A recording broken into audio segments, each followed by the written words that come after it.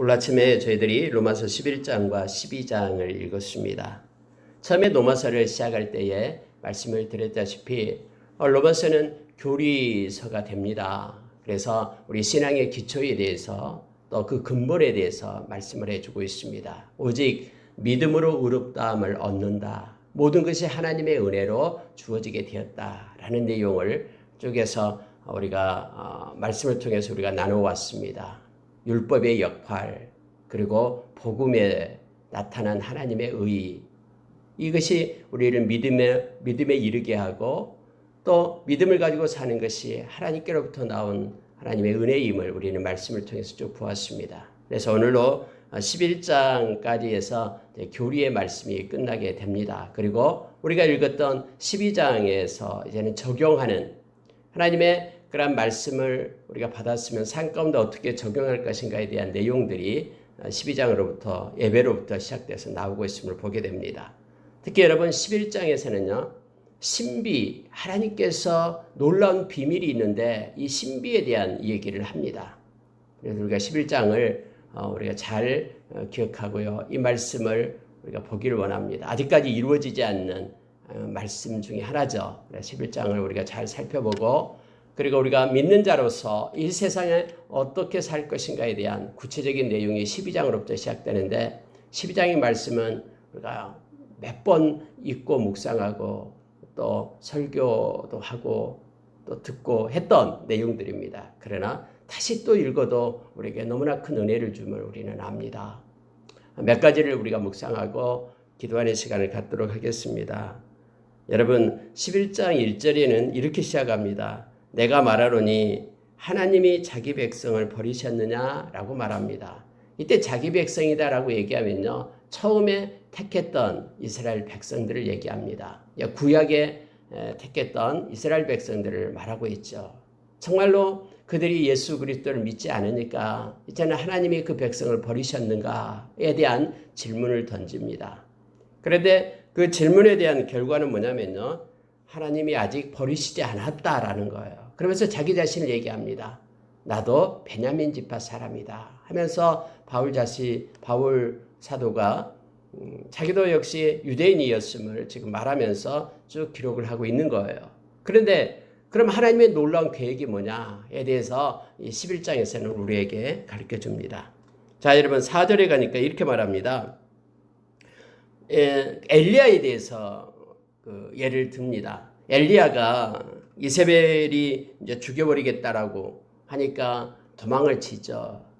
너댓나무 아래에서 머리를 쑤셔박고 하나님 이제는 조카오니 나를 생명을 취하소서라고 하나님께 그런 연약한 기도를 올리고 있을 때 하나님께서는 엘리야에게 그렇게 말했습니다. 그에게 하신 대답이 무엇이냐? 내가 나를 위하여 바알에게 무릎을 꿇지 아니한 사람 7,000명을 남겨두었다 하셨으니 라고 말합니다.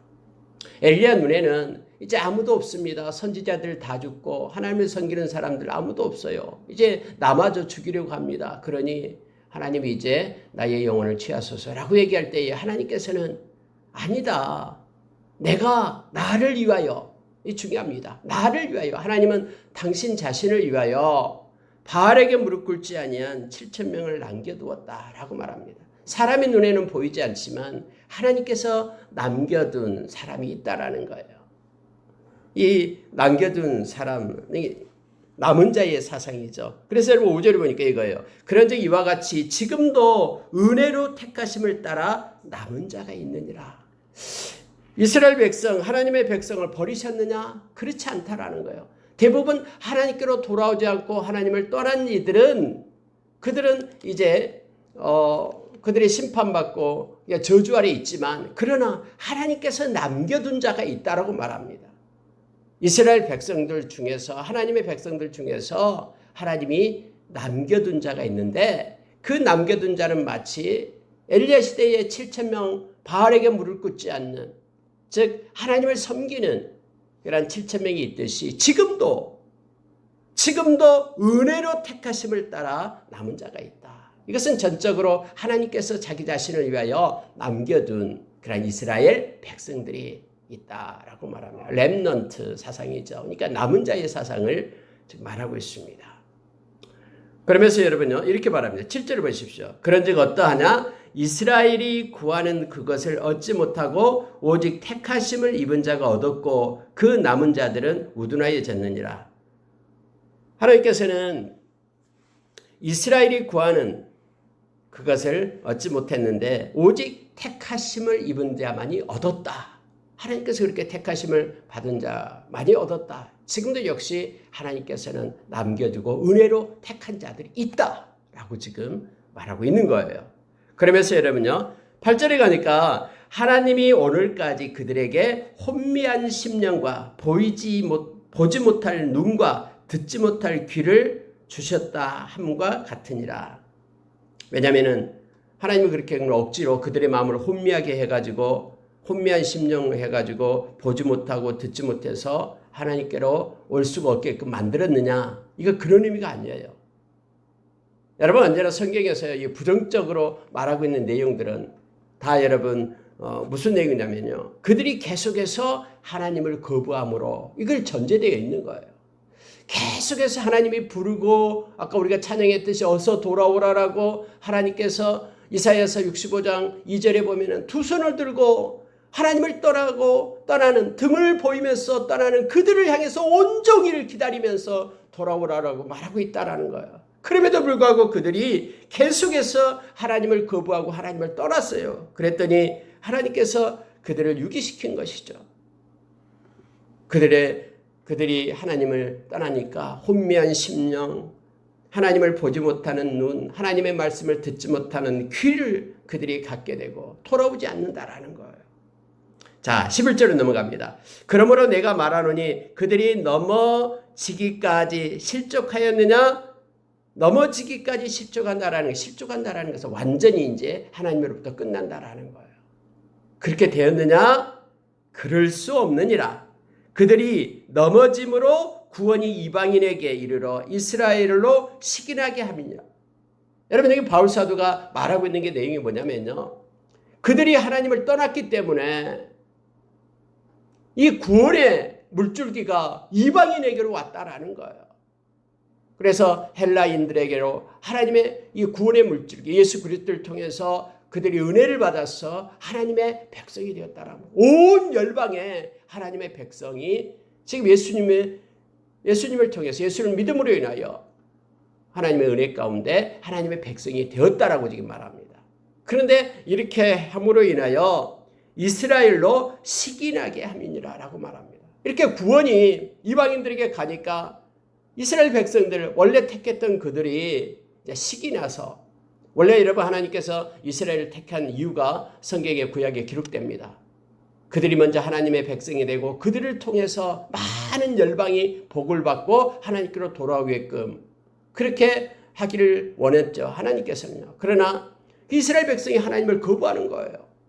이방의 그런 가증한 그런 신들을 따라가고요. 하나님의 말씀을 버리고 던져버리고 하나님께 예배드린다고 말하면서 한쪽이 쪽마음을 가지고 다른 신을 섬기고 막 그랬었잖아요.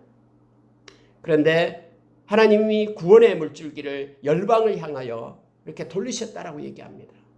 많은 이들이 구원을 받으니까 이제 마지막 때에는 이스라엘 백성도 이 구원에 대한 시기를 가져가지고 하나님께로 돌아오는 역사가 있다라고 지금 말하는 거예요. 그러면서 여러분 이렇게 말합니다. 12절 보십시오. 그들의 넘어짐이 세상의 풍성함이 되며 그들의 넘어짐은 누구예요? 이스라엘 백성이 하나님을 떠나니까 오히려 하나님께서는 이방의 많은 백성들을 말씀의 약속으로 삼고 구원에 이르렀죠. 그래서 이방에서 우리들까지도 이 풍성함으로 하나님께 생명을 얻게 되었다라는 거예요.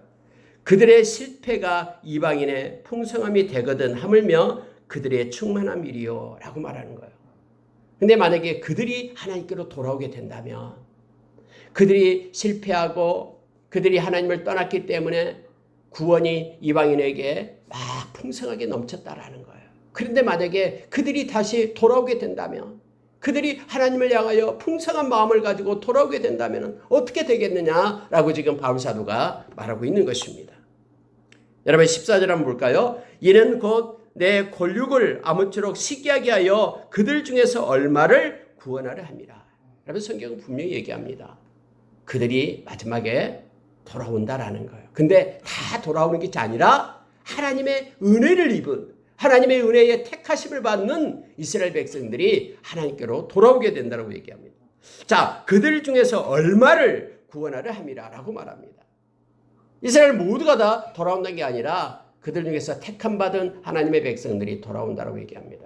여러분, 그들을 오늘날 말하는 게 메시안 주스라고 얘기합니다. 메시안 주.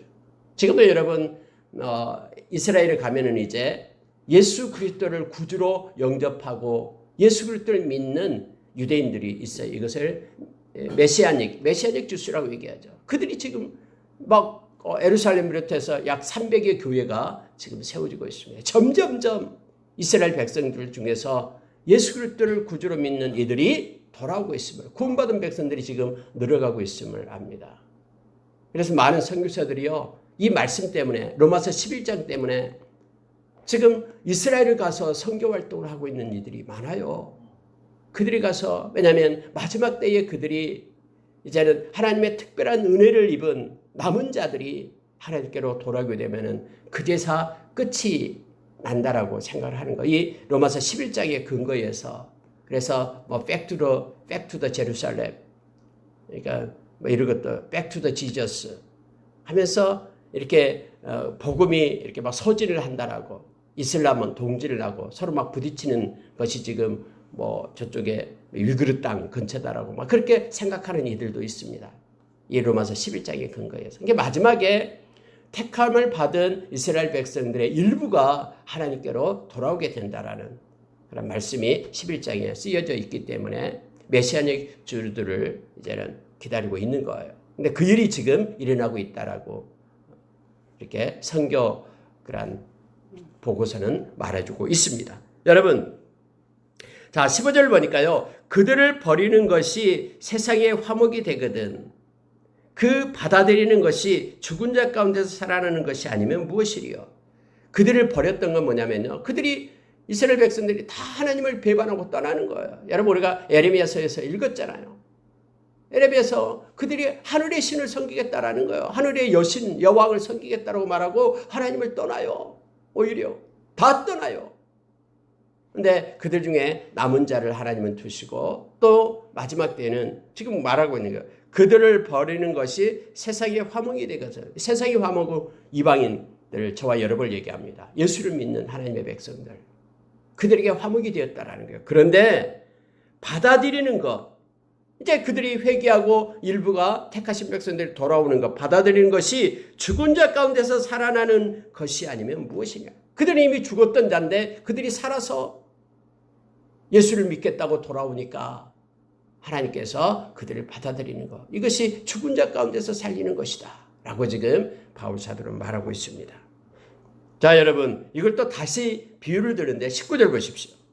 그러면 내 말이 가지들이 꺾인 것이, 네 말이 가지들이 꺾인 것은 나로 접붙임을 받게 하려 함이라 하리니. 그 가지들이 꺾였네. 이스라엘 택함 받은 하나님의 백성들, 이스라엘의 가지들이 다 꺾였어요. 하나님을 섬기지 않았기 때문에. 그렇게 꺾인 이유가 뭐냐면은 우리로 하여금, 나로 하여금 접붙임을 받게 하기 위해서 하나님은 그렇게 하셨네 라고 말하는 거예요. 그러니까 20절 옳도다, 그 말이 맞다라는 거예요.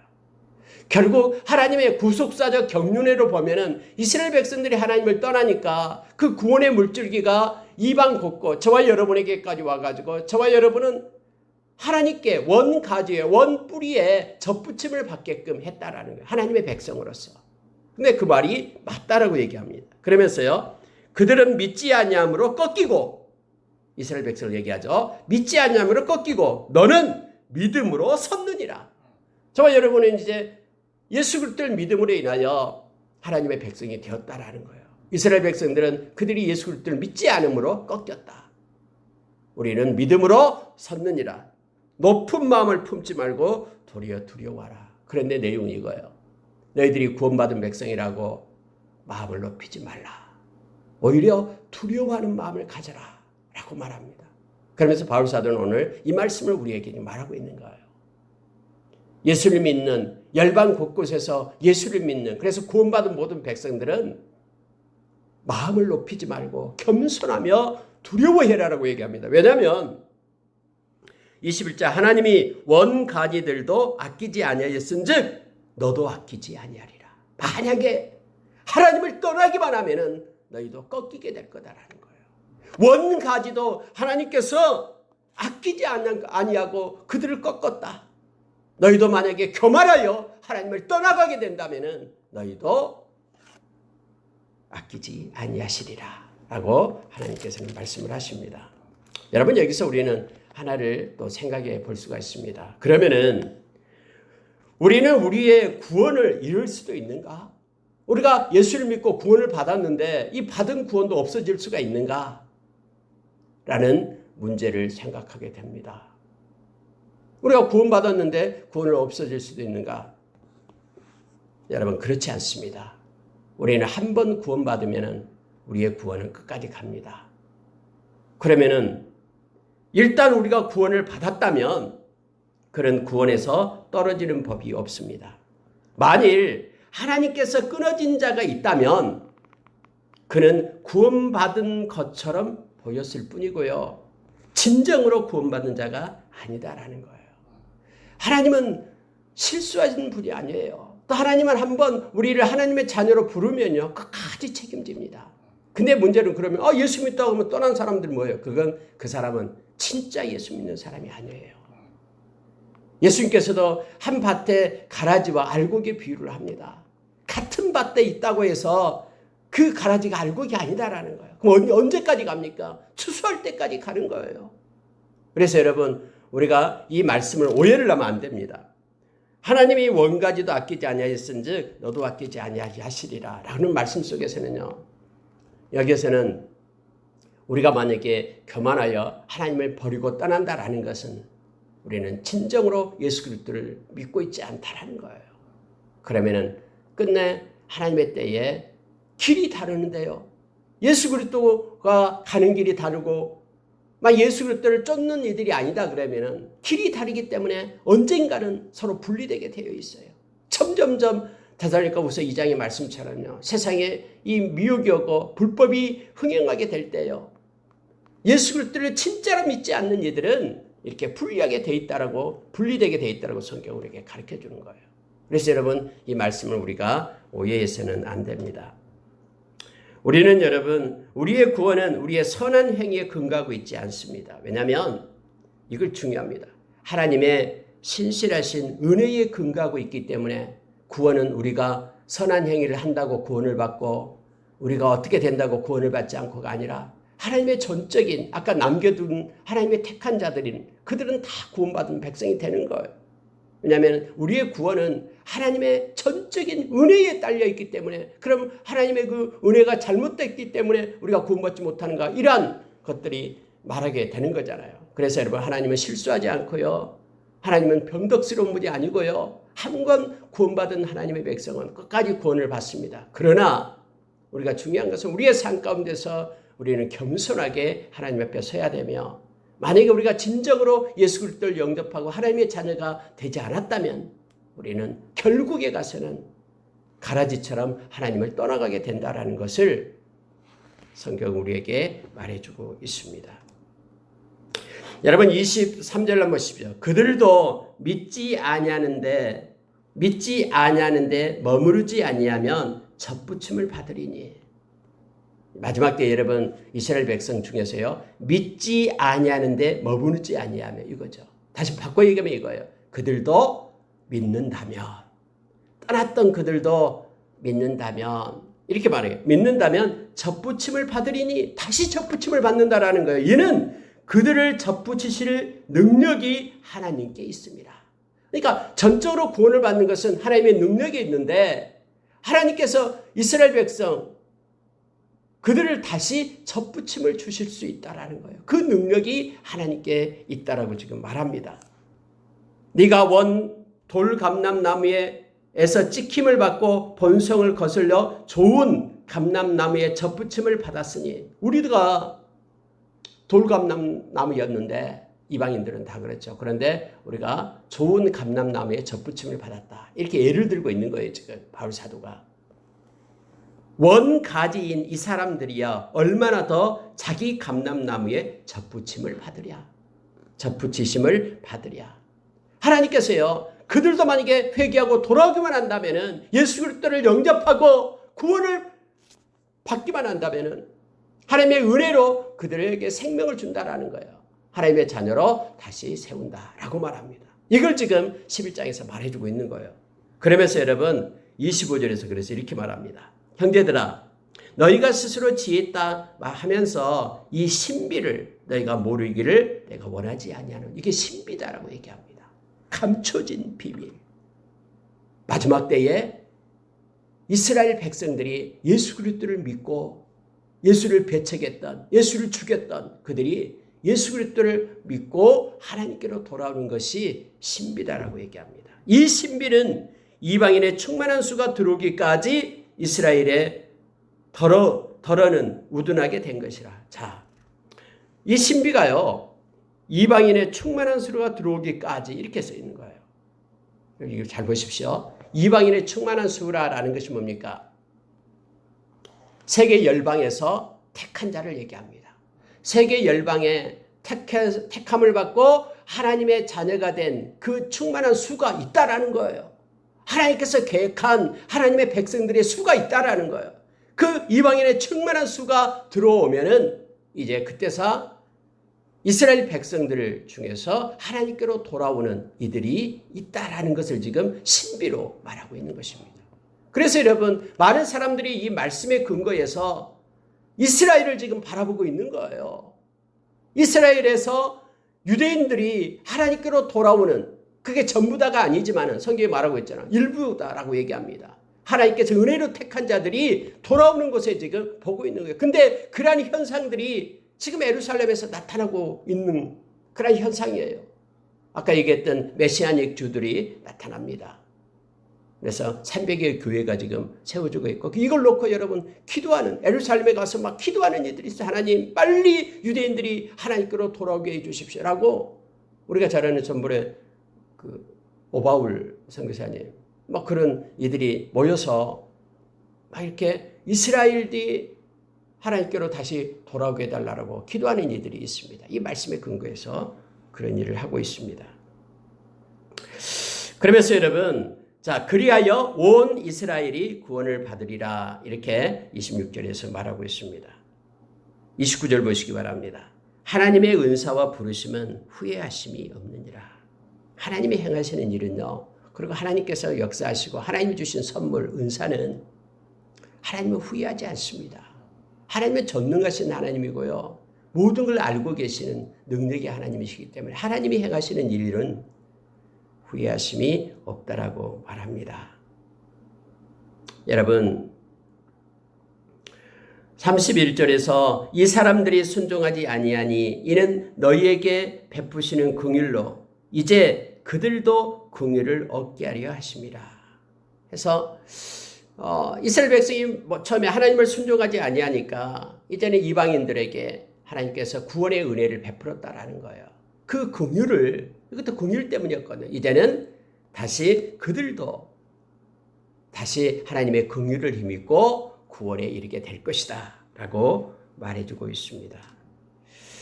33절 가겠습니다. 깊도다 하나님의 지혜와 지식의 풍성함이여 그의 판단은 헤아리지 못할 것이며 그의 길은 찾지 못할 것이로다. 하나님의 계획과 하나님의 판단과 행하심은 인간의 작은 지혜로는 알 수 없다라고 말합니다. 그러나 하나님께서는 오늘 이 말씀을 통해서 마지막 때에 이스라엘 백성이, 남은 자들이, 하나님의 은혜로 택함을 받는 이들이 하나님께로 돌아오고 예수 그리스도를 믿어 구원에 이르는 역사가 있게 될 것이다라고 지금 말씀 속에 우리 기록하고 우리로 하여금 알게 합니다. 누가 주께 먼저 드려서 갚으심을 받겠느냐?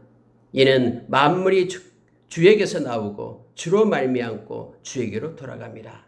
그에게 영광이 세세에 있을지어다. 아멘. 이렇게 되는 거예요.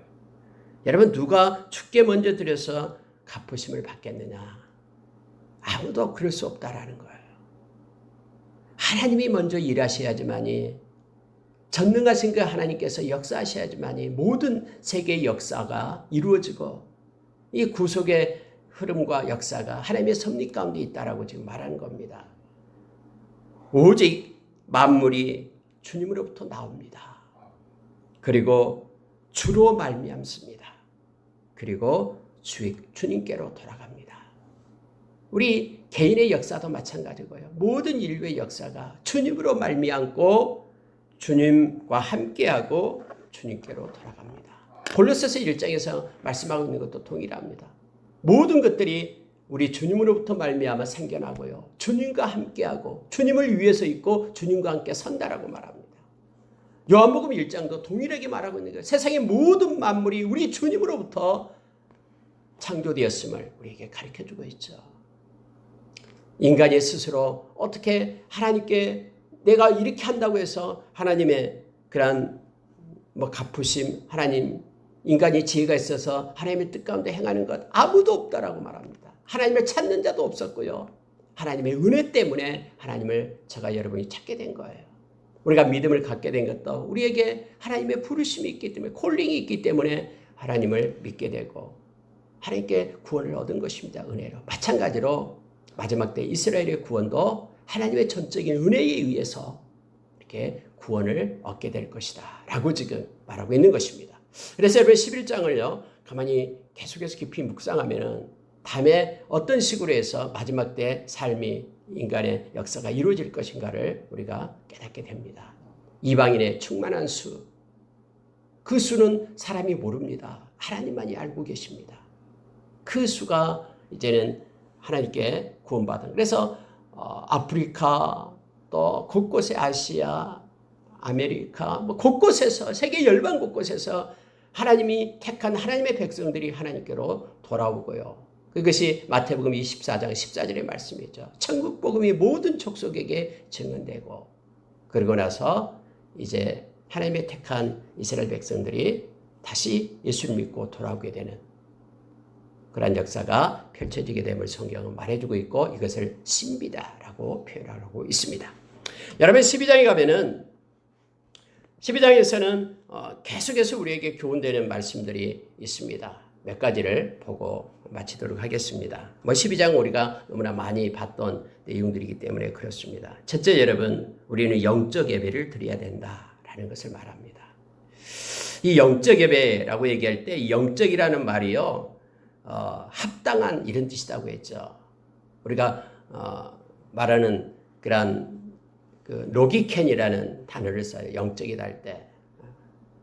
그 스피리추얼이 아닙니다. 영어로 얘기하면은 이것은 합당하다라는 것을 얘기합니다.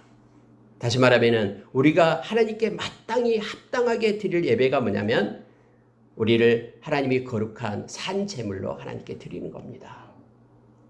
여러분 산 제물, 제물이다라는 것은 제사 드릴 때 제물이죠. 우리는 지금 살아 있습니다만은 제물은 원래 죽여서 드리는 게 제물이잖아요.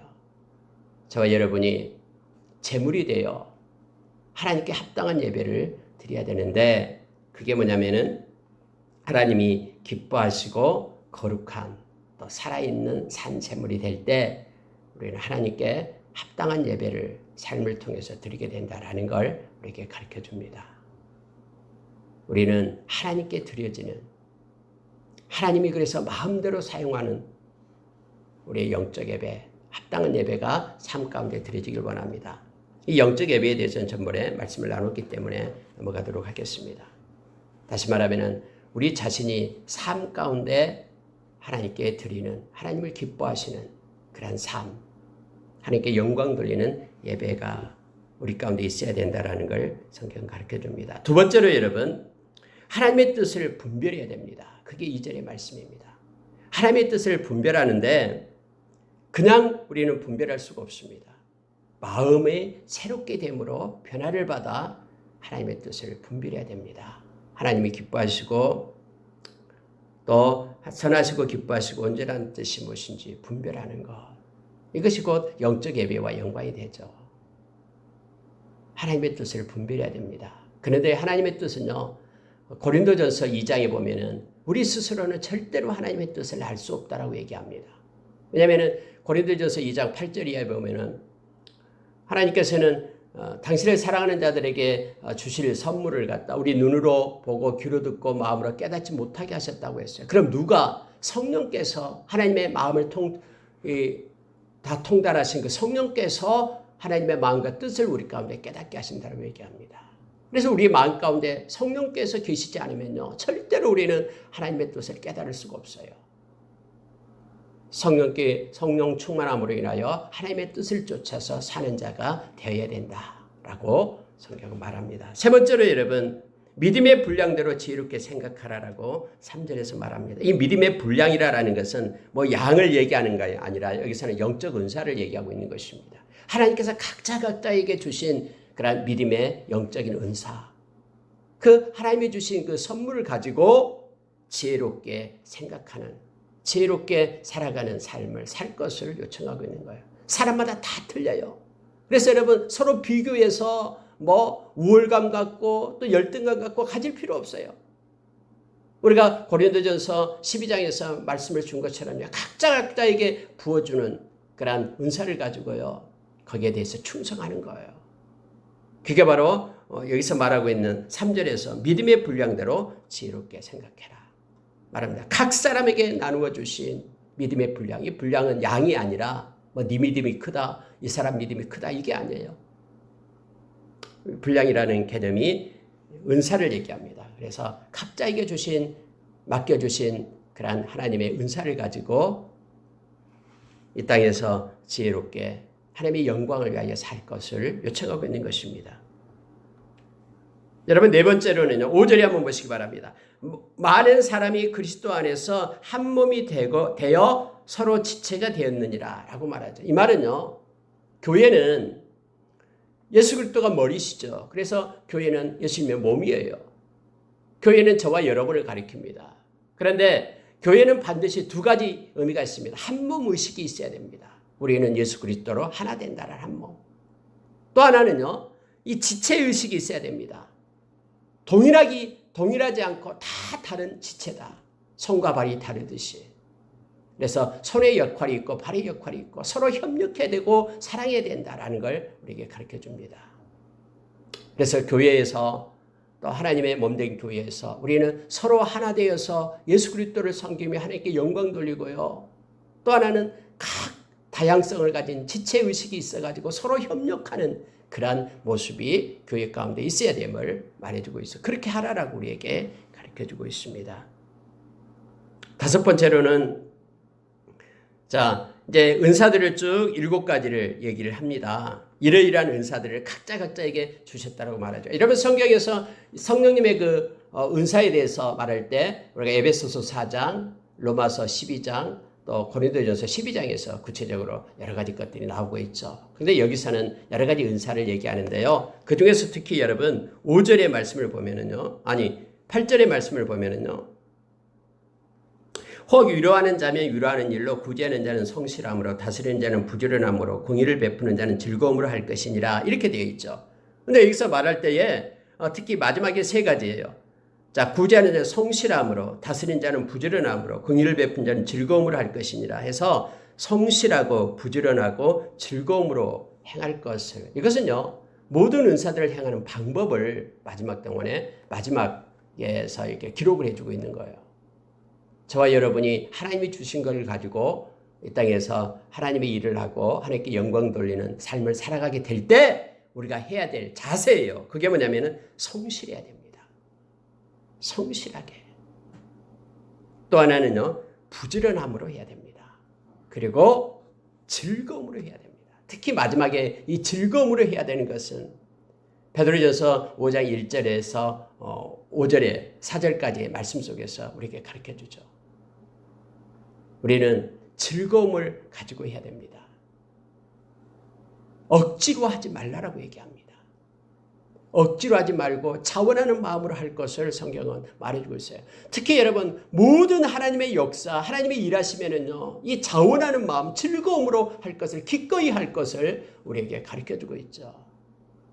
이것이 기본이 돼야 됩니다. 우리가 무슨 일을 하든, 봉사를 하든, 무슨 일을 하든 우리 가운데는 하나님이 주신 기쁨이 없다 그러면은 멈춰서야 됩니다. 그리고 나서 하나님이 주신 기쁨을 가지고 즐거움으로 기꺼이 성실하고 부지런하게 우리가 사역을 감당해야 됨을 성경은 우리에게 가르쳐 줍니다. 여섯 번째로 보면은 10절에서요. 사랑하고 존경하라. 근데 먼저 하라라고 얘기합니다. 먼저 형제를 사랑하고 존경할 것을 말합니다. 근데 사람마다 이것이 안 됩니다. 먼저가 안 되는 거예요. 근데 성경은 먼저 할 것을 우리에게 말합니다. 일곱 번째는 11절에 보니까요. 열심을 품고 주를 섬기라라고 얘기합니다. 하나님을 섬기되 열심을 품고 섬길 것을 말합니다. 따라가는 자가 아니라 우리의 마음 가운데 온 마음을 다해서 열심을 가지고 우리 주님을 섬길 것을 요청하고 있습니다. 여덟 번째는 19절에 보시기 바랍니다. 기도에 항상 힘쓰라 라고 말하는데요. 근데 문제가 뭐냐면요. 기도에 항상 힘쓰는데 인내하며 즐거워하며 인내하며 기도에 힘쓰라라고 말합니다. 우리가 기도하는 것이 기쁨이 되어야 됩니다. 이것이 하나의 규칙이 되고요. 또 하나의 의무가 되면은 우리는 기도하는 가운데 즐겁지 못할 수가 있습니다. 그러나 여러분, 기도는 우리의 권리입니다. 하나님께서 우리에게 주신 선물입니다. 그래서 즐거워하면서 인내하면서 항상 기도할 것을 성경은 요청해 주고 있습니다. 그리고 아홉 번째 13절에 보면은요. 손 대접하기를 힘쓰라 라고 말합니다. 성도에 쓸 것을 공급하며 손 대접하기를 힘쓰라.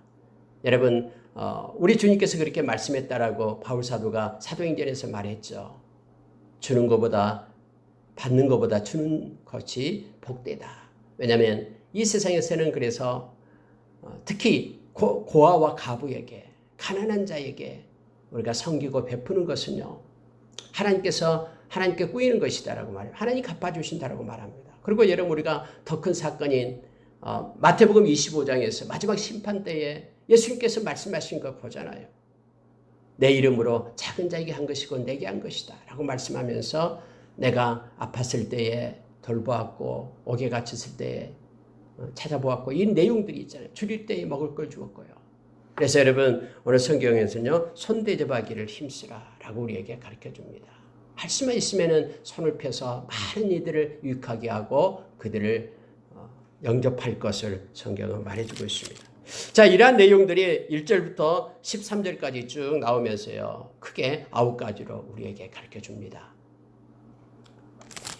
마지막으로 여러분 조금 시간이 됐습니다만은 19절 읽었기 때문에 이 말씀 보고 마치겠습니다. 19절을 보십시오. 내 사랑하는 자들아 너희가 친히 원수를 갚지 말고 하나님의 진노하심에 맡기라. 이게 중요한 말씀을 합니다. 여러분 원수 갚는 일은요. 우리의 일이 아닙니다. 왜냐하면 성경이 이렇게 말했습니다. 원수 갚는 것은 내게 있으니 내가 갚으리라. 하나님이 친히 그렇게 말씀했거든요. 원수 갚는 일은 하나님의 일이에요. 근데 하나님의 일을 우리가 뺏어가서는 안 됩니다. 그래서 우리가 아무리 원수가 막 우리를 힘들게 하고 지치게 하는 그런 원수가 있다고 해도 우리가 갚으려고 해서는 안 됩니다. 하나님께 맡겨라라고 얘기합니다. 그러면서 여러분 심지어는 이것까지 요구합니다. 원수가 줄이거든 먹이고 목마르거든 마시게 하라 라고 말합니다. 그래 함으로 네가 숯불을 그 머리에 쌓아놓으리라. 숯불을 머리에 쌓아놓는다라는 것은요. 그로 하여금 그걸 보고 깨닫게 한다라는 거예요. 그들이 부끄러움을 받게 될 것이다라는 겁니다. 뭐 불을 갖다 머리에 머리가 타고 막 이런 뜻이 아닙니다. 숯불을 머리에 쌓아놓는다라는 것은 너가 하는 그런 선행으로 인하여 너의 원수가 그걸 보고 깨닫게 될 것이다라는 거예요. 이렇게 함으로 인하여 악에게 지지 말고 선으로 악을 이기라 라고 말합니다. 여러분 악은 악으로 악을 이길 수가 없습니다. 왜냐하면 악으로 악을 이기면요 또 다른 악이 나와요. 악은 계속되는 거예요. 그러나 악의 고리를 끊을 수 있는 것은 선으로 악을 이기는 거예요. 원수가 없는 일은 하나님께 맡기고 그럼 너는 선을 행하라라는 거예요. 네 원수가 줄이거든 먹이라라는 거죠. 목마르거든 마시게 하라. 이것이 선으로 악을 이기는 것이다라고 성경은 말해주고 있습니다. 말씀을 마치겠습니다.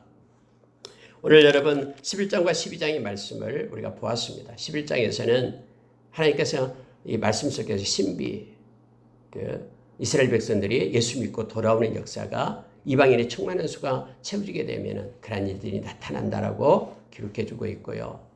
12장에서는 이제 하나님의 말씀을 받은 사람들이 삶 가운데 영적인 예배를 어떻게 드려야 될 것인가를 쭉 기록해주고 있습니다. 한 절 한 절 묵상할 때마다 큰 은혜가 우리 가운데 있습니다. 함께 기도하겠습니다.